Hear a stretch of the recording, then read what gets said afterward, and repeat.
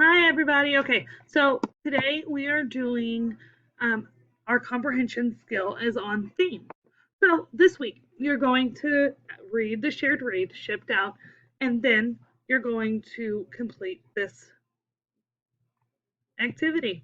So you're going to follow what this says. You're going to, as you read shipped out, think about the theme and read everything that's on here. Okay? Just read it all. It fills this part out for you. So you're just reading it as you go. It's going to fill it up for you. And once you get to page 10, it'll get to this page.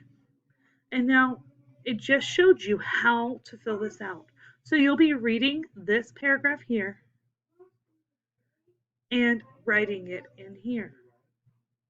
Okay, then after you finish this one, go to page 2 and read what it tells you to do and find your answers here. Once you've completed both the second and the first one, you can hit save. It'll say save to your binder. You can hit it here or down here and exit out and submit.